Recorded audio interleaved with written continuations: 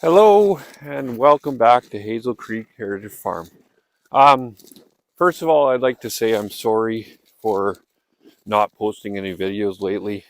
I know it's been about 4 months since my last video, and there was a lot more grass on the ground than right now.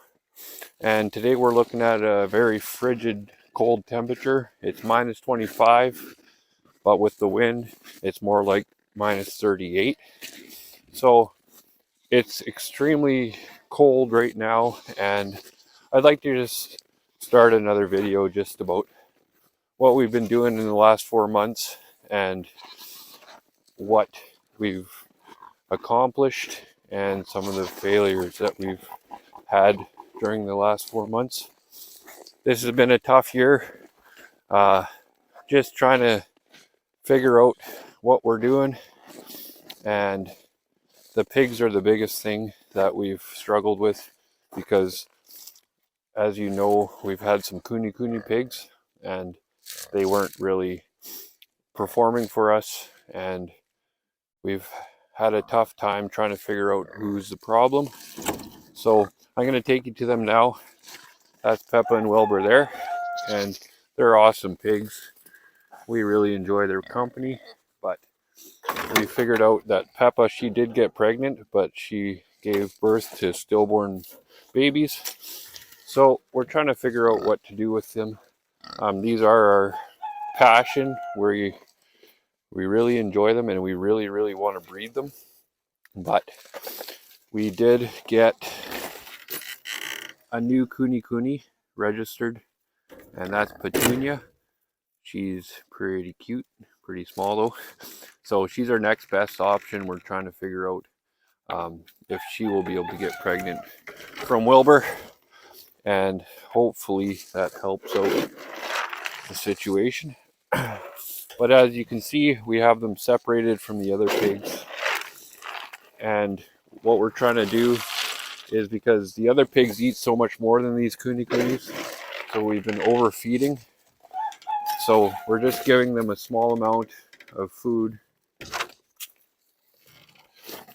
to get them to lose weight, because they don't like getting pregnant when they're too fat. So that's what we're doing.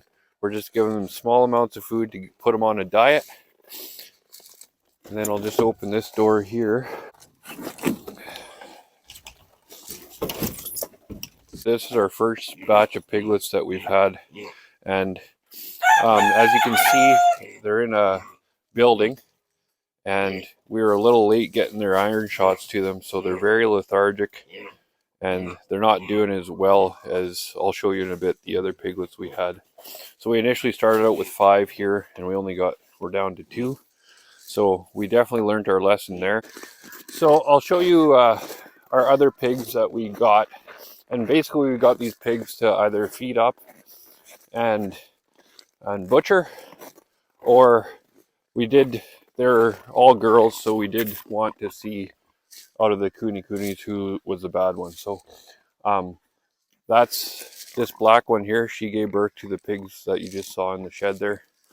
And so we weaned them off, and wintertime is not the best time to do things, but that's the card that we were dealt with. So just us being inexperienced and not really knowing what we're doing, but this is a good way to learn what to do, and we're not upset about it.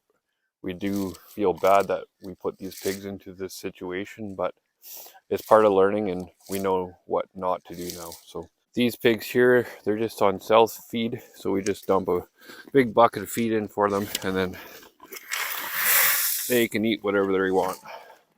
So it's nice that we finally got them out away from the kunis, and now we can focus on getting their health back together, making them lose weight. So maybe come springtime we will have finally some kuni piglets. So that's our goal. I don't know if it's going to work or not, but that's what she is.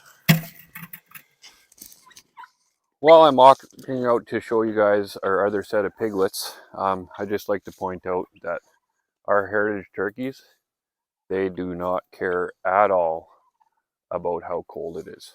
That's one thing we're figuring out about our Saskatchewan winters, what breeds are good for winter and what breeds do not do well at all.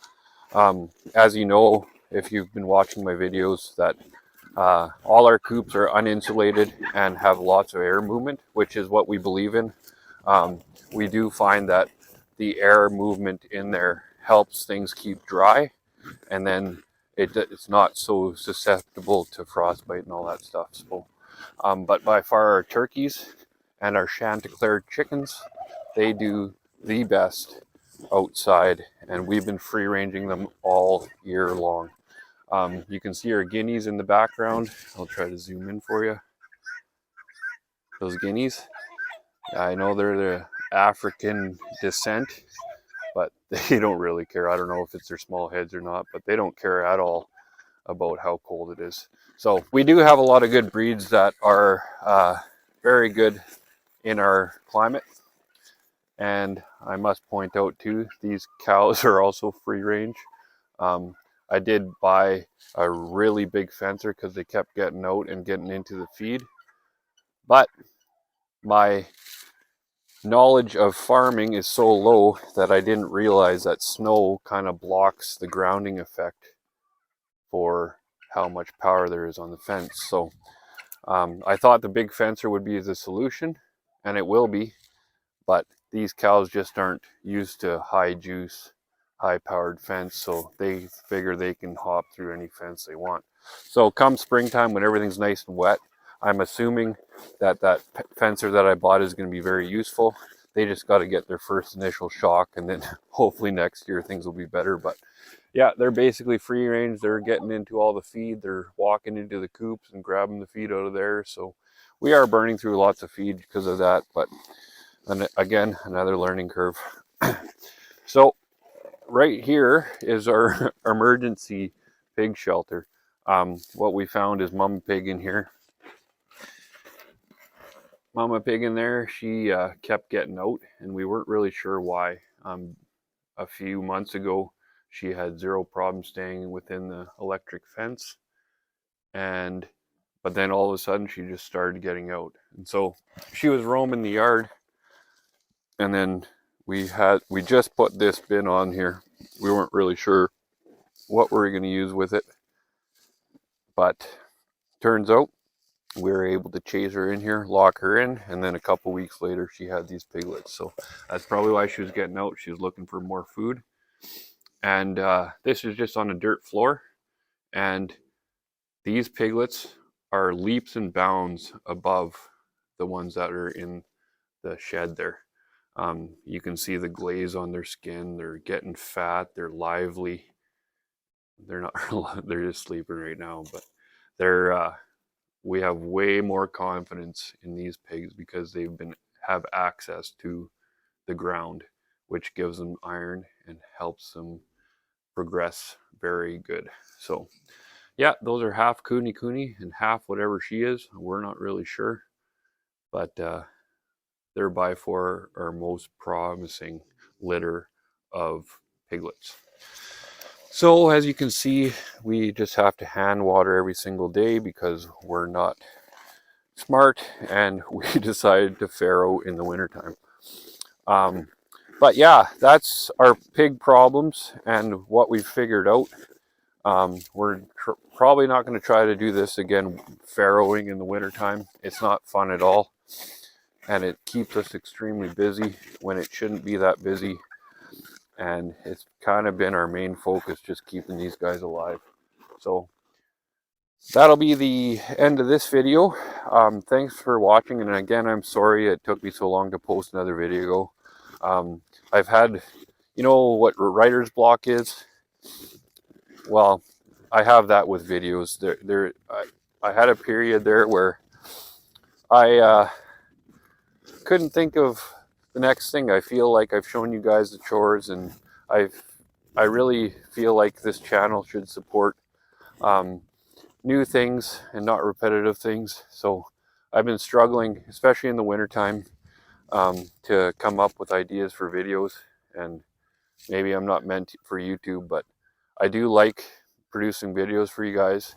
And I know for sure in the summertime I have a lot of new content that's going to be happening. We just have to get through this cold snap and get this snow melting so we can actually focus on the things that matter around this place. So thanks for watching, guys. I appreciate it. And we will catch you on the next one.